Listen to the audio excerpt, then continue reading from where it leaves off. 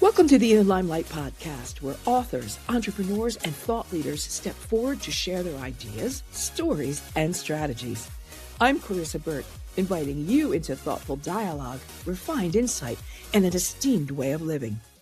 Very excited for today's guest, who is making social change simple and fun. I want to take a dive with her into this. Her name is Suzanne Smith. Hello there, founder and CEO of Social Impact Architects. How are you today? I'm doing great. Even better now that we got a chance to connect on this issue. I know. So let me give everybody a little bit of a background. So you are a nationally recognized community strategist, a professor, a TEDx speaker, a founder of obviously Social Impact Architects, an MBA in Duke. You've spent more than 2 decades helping leaders tackle complex issues in education, poverty, healthcare, and workforce development. You've also worked with government agencies, including the federal government, and you are trilingual in government, policy, and business, giving a rare perspective on how meaningful change happens. Welcome to the show, Suzanne Smith. Great to have you here. Thanks for putting up with our technical issues. I want to dive right into this because there's a lot to unpack in a short amount of time. Give everybody an idea in a paragraph what it is you do. So I probably was like many of you. So about 20 years ago, I felt we were stuck. We were stuck in social issues. And so I'm what you call a social entrepreneur. And so what that means is that I really feel like social change happens all around us.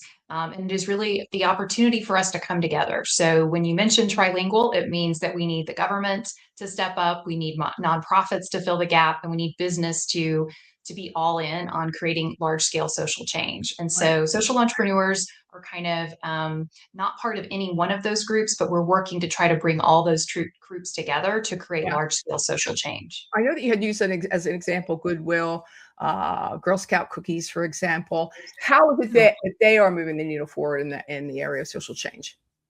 So we've got kind of 2 different things that are happening. So about 30 years ago, we really saw that there was opportunity to do more. So we saw businesses who were trying to be a force for good. And we'll talk a little bit more about how businesses, whether they're large or small, can make a difference. But then we also saw nonprofits deciding to become more entrepreneurial, and government, by the way, thinking about how they can use the innovative juices that we see happening in the corporate space, mostly in the tech sector, and infusing those into the nonprofit space as well as government. And so that's really where social entrepreneurs sit, is trying to figure out how do we create environments where humans can thrive, and make sure that our communities support the direction that we want society to go. And how do we want society to go? What is it exactly we want to support? Yeah, I mean, I think you can take whatever issue you care the most about. And I'm old enough that I remember that social change has happened in my lifetime. I think it's hard when you keep reading the headlines and you see progress not moving as fast as you might like. But I'm old enough to remember not wearing a seatbelt when I was a kid. My first boss, when we would actually have our update, would smoke in the office. Yeah. Drunk driving was much more prolific when I was in high school.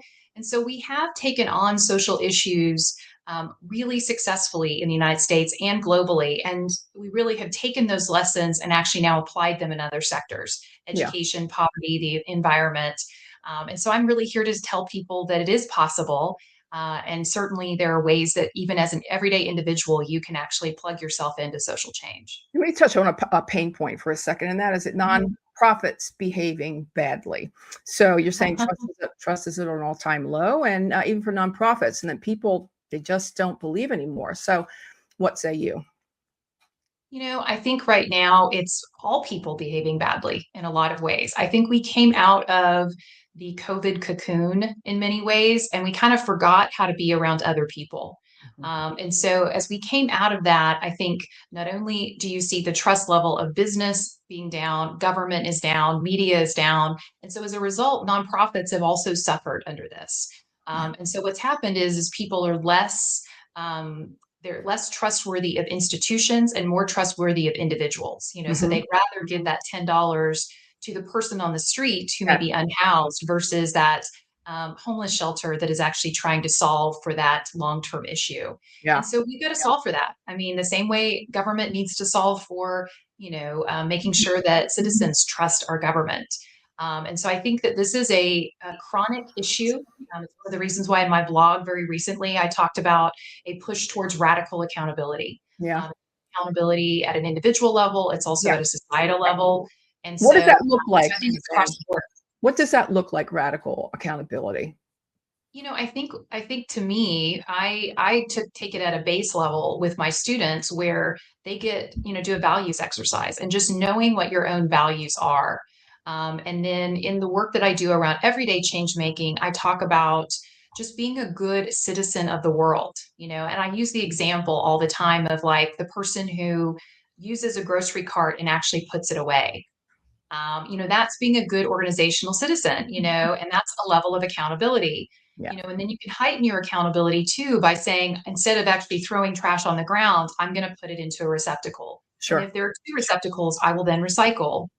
So those are small acts that make a huge difference around accountability. Yeah. But then at the organizational level, I think I usually equate accountability with transparency. I think right now Americans are really craving transparency from our government as well as our nonprofits, saying, not only what do you need and getting our insights on how we want government to work, how we want nonprofits to work, but then we also want to see the results of that action. Yeah. And so I think we've not done as good of a job as we could, Yeah. holding ourselves into account at an organizational and a system level. Yeah. And so you see organizations, even corporations, that are creating reports to the community, et cetera, to make sure people know they can be accountable to themselves. Another pain point here is from housing to healthcare. There are 5 barriers that are holding us back. What are they? I think that we've got a number of barriers to our systems. One is what I talked about, the fact that we don't have systems that talk to each other. So when I talk to people who, let's just take a single mom, for example, that individual has to work that much harder to get services that she might need, thinking about transportation, thinking about housing, getting to early childhood. Yeah. They've done some studies of following single mothers to see all that they have to do in order to just survive the day. I think that's one of our bigger barriers, is the systems not talking to each other. The other barrier is really about professional development. So we have kind of underinvested in the nonprofit space. And so we're kind of getting what we paid for. We have great teachers, we have great social workers, but then we need them to become managers, we need them to become leaders. We've not created that career ladder in the nonprofit space the same way we have in the corporate space. I think the third thing really goes back to the conversation we're talking about, which is the nonprofit space is not meant to be in isolation.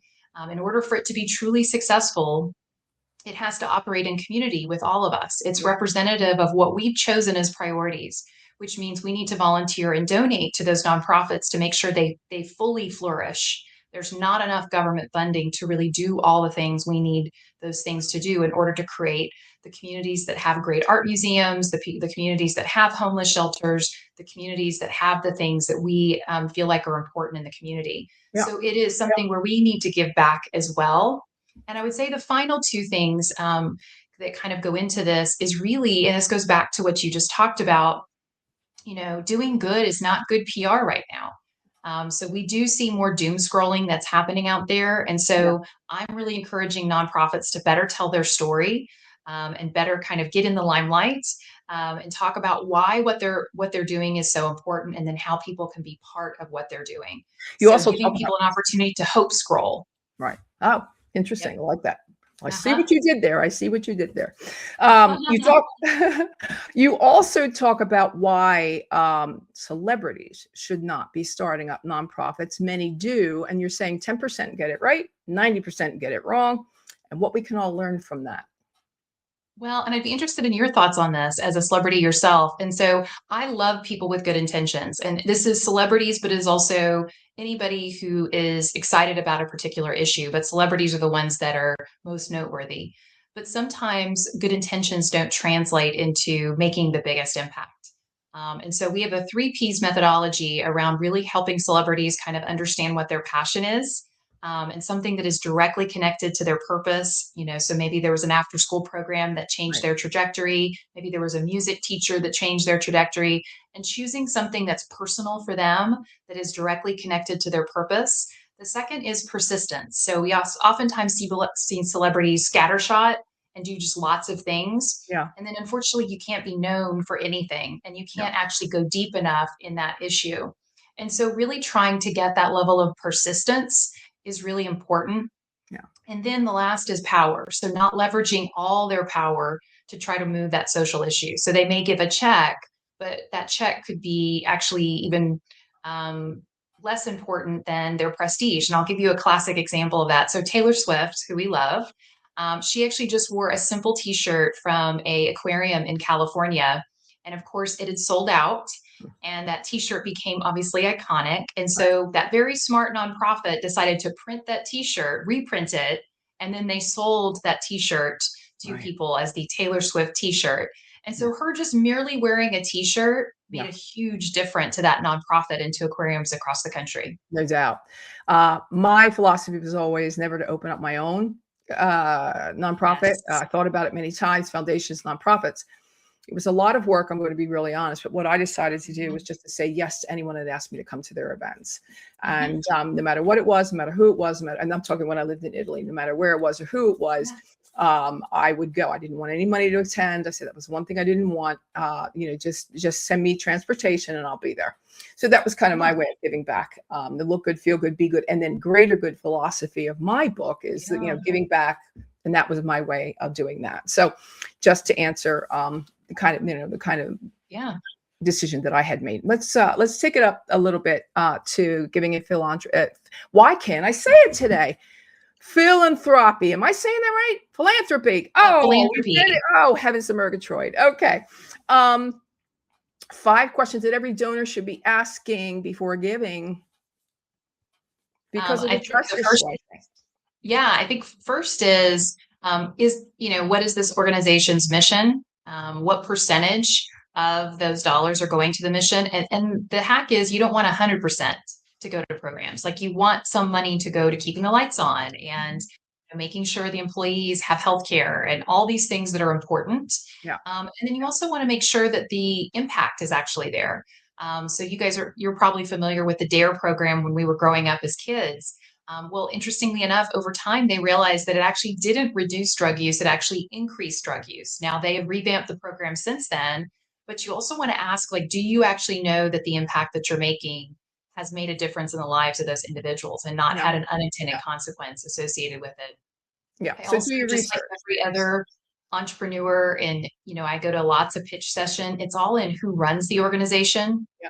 And so I think looking at who is shepherding that organization from an accountability perspective. Do they Mhm. have the right CEO? Do they have the right board? And then are they accountable to themselves? Are they posting their 990? Are they posting an impact report so that you could keep regular tabs on them to make sure that their dollars are being stewarded properly, in the long term, not just in that short burst where you're doing your evaluation. You talk about why billionaires can't save philanthropy and how everyday people will.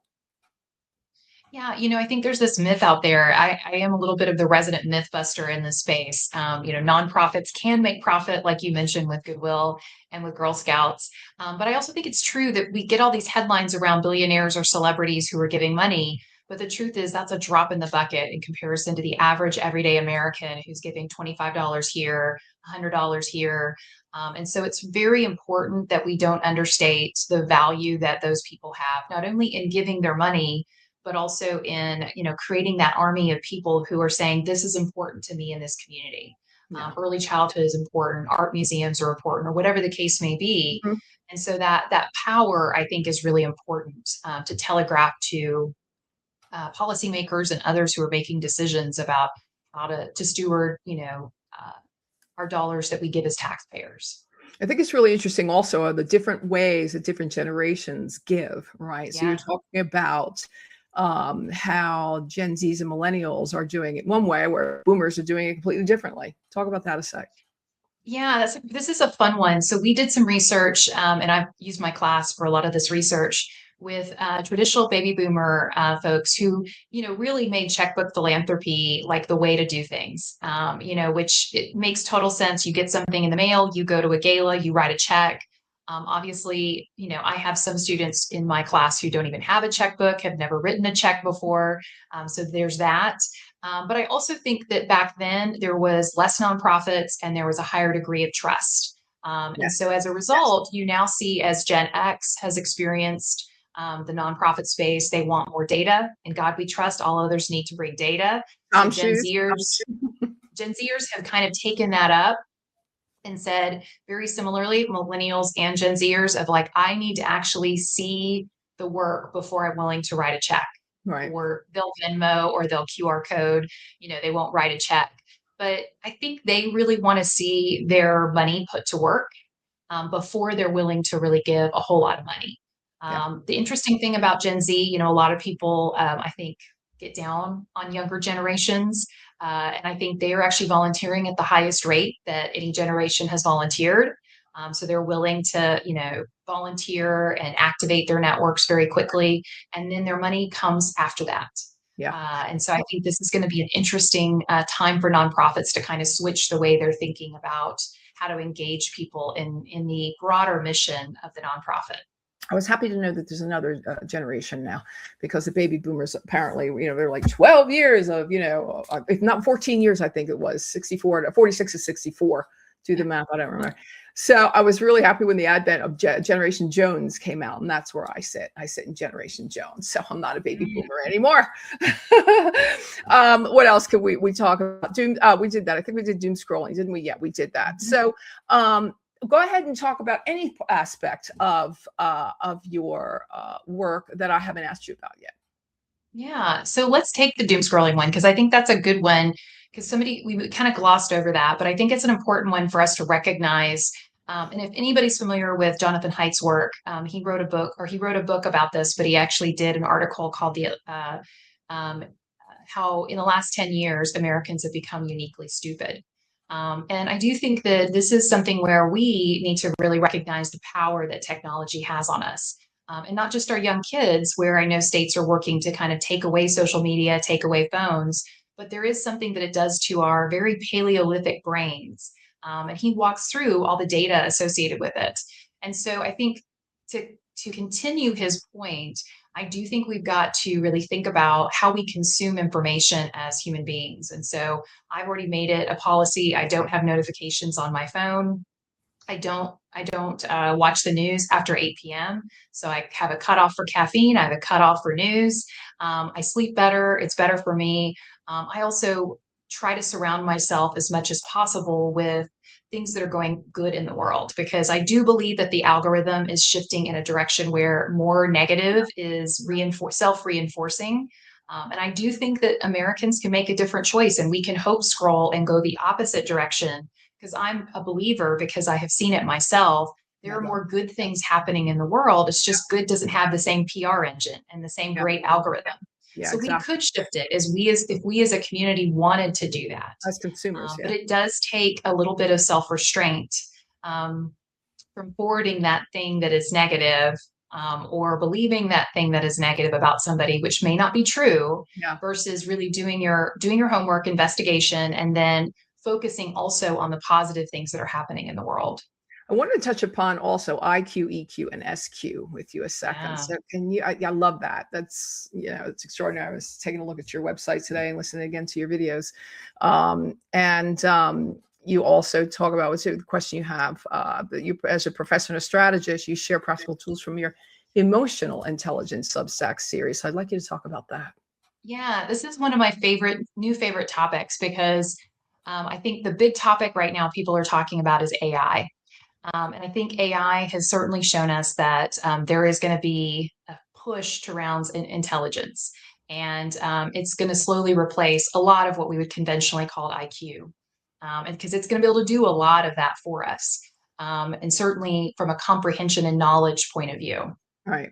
And so we're recognizing, though, is that the truly exceptional leaders marry what we call IQ, and obviously now we have support mechanisms with AI, EQ. So emotional intelligence or emotional quotient, which basically is how are you interacting with the world and how do you let the world interact with you? Yeah. So making self-regulation, but also how do you influence others?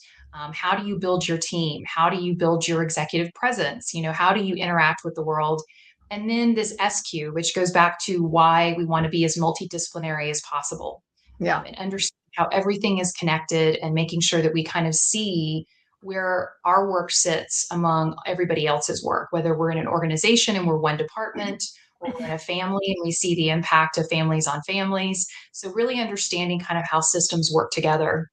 So I Yeah. teach my students IQ, EQ, SQ, and I think those three things will make us unstoppable. And that'll be kind of the formula for a little bit of this dooming and glooming around AI is going to basically replace all human beings, which I think EQ and SQ are kind of the antidote to that. Yeah. And you're saying something about with leaders EQ, it doesn't mean you're being nice. That's right. So I Yeah. think that a lot of people, and you probably have thought this too. People sometimes will talk about EQ and condense it down to it's just about being nice, actually, and it's so much more than that. So we talked about the four quadrants, and if anybody's interested, I go into these in much more detail on my website, Mhm. at a practical level and kind of at a no cost level of how you can actually go through each of the different quadrants and see how you fare in each of them. But I Right. think what's interesting about EQ as we measure it in individuals, it isn't just about being nice, it is also about being kind. And sometimes the kind thing to do, and you've probably felt this way with your friends, is to tell them the truth, but to tell them in a kind way. Of course. Um, when it comes to self awareness, one of the reasons why we limit the growth of a lot of human beings is because we don't tell them about their blind spots. And part of our job as other human beings, as managers, as family members, is to help people uncover their blind spots and let them know when they're getting in their own way. Yeah. And so I do think that that kind of healthy kind of conversation with other people and being too nice can sometimes stunt people's growth and not tell people the truth and ultimately lead to greater tension in the relationship. There was something you said in one of the videos that I was watching this morning, and it goes something like this: fail early, but fail cheaply. And I That's thought, well, right. I want to ask her about that. What does that mean exactly? And how does one do that? Well, it's interesting. I call failure the social sector's F word because we don't really want to talk about failure. And I didn't fully appreciate failure until I went to business school. And so many people in the for profit space talk about failure all the time, like it's water, like you just fail all the time. And it really helped me kind of rethink the way I thought about failure and recognizing failure is a part of taking risk and learning and the growth process. The dean of our business school on the first day of business school basically said there's no growth in comfort and there's no comfort in growth. And so failure is just this opportunity for us to learn. Yeah. And in the organizational setting, I think failing early, failing cheaply is definitely the way to go. Right. And so when I was practicing pretty regularly with clients as well as students, that was really what I tried to encourage them to do is fail early and then pivot and then keep moving and learn along the way. So getting a very good orientation around your self-regulation around failure, I think is a real critical part of Yeah. being an entrepreneur, also pushing yourself forward to get to your absolute best as a human being. Let's talk about your Substack. It's called Social TrendSpotter. That's right. People can find you Social there. TrendSpotter. So I started it 13 years ago. And talk about self-regulation. It has Wow. been the thing I do every Thursday. So it goes out on Thursday, but I'm thinking through I have a whole list of different topics that I want to cover. I'm always thinking forward around things. Art imitates life. So I just recently got back from Antarctica. So wrote a blog about being in Antarctica and what I learned from that situation about Yeah. resilience. And so I do it every single Thursday. It comes out on Substack, but you can also do it the old school way and go to our website and subscribe as well. So, what is the nonprofit flywheel? You say it's a playbook for sustainable growth, smarter strategy, and lasting impact. Tell us about that. Yeah, so we talked about everyday change making, but there are also these people who have decided that they want to actually be a professional change maker. So they're a doctor, teacher, social worker, and they've decided they want to now run a nonprofit or be part of a nonprofit. And so that's professional change making. And so Flywheel and that playbook kind of gives you an inside understanding of what actually makes good nonprofits work. How do you come together to kind of move from just the idea stage into growth and maturity? And so it's just a great playbook. It's one of those things where you can mix and match. It's not sequential, so that you could kind of dig in at different times. It's going to be a free digital download. So we're going to be making it available to anybody free of charge, including your listeners. And then our hope is that we will have book chats and listening sessions, and we'll just have a conversation around this concept of professional change making, and that it can be a career. It can be a really wonderful career. I oftentimes tell people I haven't worked a day in my life because I actually am doing what I love. I'm doing my calling. So it can be a great career that you can do, and you can really love it. So I encourage people to go into the nonprofit sector as a profession. Let's talk about your book. Yeah. And so the Flywheel book, I think, is going to be the first one out of the gate, but the next one is going to be called Everyday Changemakers. And I'm going to be going through and giving people choices around the ways that they can use the 4 T's, the time, talent, treasure, and testimony, and really starting at the bottom. Like we talked about, just the basic things that don't take any time or treasure, going to vote, picking up things by the side of the road. So litter, putting away your grocery cart, all of those things are important. And then as you move up the pyramid, you can join a board or go mentor a young person, or you can potentially be part of a giving circle of other people who want to give. You can donate your time with a local charity, or leverage your business as a force for good. So we're going to kind of give people a lot of choices around, given where they are in their life stage and given kind of where they want to focus, how they can become an everyday change maker. And where can we find the book? On your website and Amazon? Yes, we can. So the Flywheel is available right now. Everyday change maker is in progress right now. So stay tuned. All right. Last question that I have for you, unless you have something else that you want to proffer, the last question that I have for you is, you can't say husbands, you can't say children, you can't say, I don't know what your personal situation is, but you can't answer that. So here's the question. In your life up until now, what would you say has been your crowning moment? I would say one of the biggest and most significant things that changed my trajectory was when I became a big sister for Big Brothers Big Sisters. I did it on my 18th birthday, and I did it because, I came from a great family and I had great sisters. And for whatever reason, I was motivated to, help a young woman. And she was, I think, 10 or 11 at the time. I was 18. And honestly, just being around her, like I said, it goes back to this concept of everyday change making and you getting that helper's high. I got as much out of it as she did. Yeah. And honestly, I don't think I would be in the nonprofit profession if it hadn't been for her. Yeah. Because I realized not every child was given the amazing circumstances that I got, the parents that I got, and the school that I got. And interestingly enough, you'll love this, since you went to my website. I mean, she now does work with me. We get along really, we get along as if we are actual sisters. She was my maid of honor. I was her maid of honor. So we are very closely connected. She does some work for me. Cool.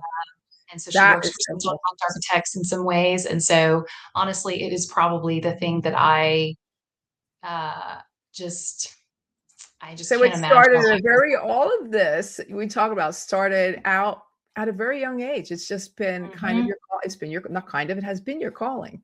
It has. Yeah. Amazing. My parents would say the same thing. They would say they raised a social activist, like that I was always this way. And I can tell you some stories. They like to tell funny stories about me when, I was petitioning them to do certain things. And, for whatever reason, I just have always been a social activist, even at a very young age. That's lovely. That's amazing. It's lovely. It's lovely. Well, I think we've had an amazing conversation. I know everybody's going to have some phenomenal takeaways. The book again is entitled, what's the title of your book again?